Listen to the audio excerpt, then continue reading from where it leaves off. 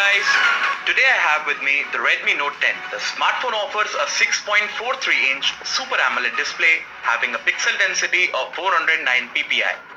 Redmi Note 10 has a bezel-less punch-hole display with Corning Gorilla Glass V3 protection. On the right spine, you will find the volume rocker and the power button. The power button also works as a fingerprint sensor. On the other side, the phone has a SIM tray.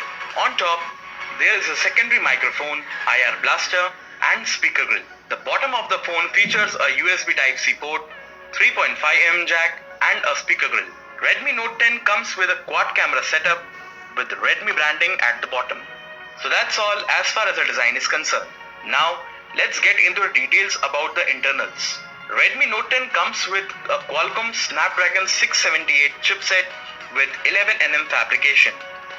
For multitasking, you will get 4GB of RAM and the internal capacity of the smartphone is 64GB, which can be further expanded up to 512GB. Redmi Note 10 offers a 5000 mAh battery powered by a 33-watt fast charging facility.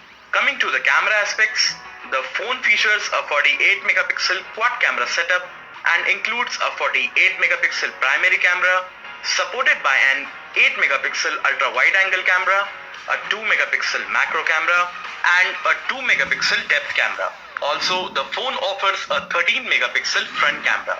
The software version of the Redmi Note 10 is Android 11 with MIUI. So guys, that's it for Redmi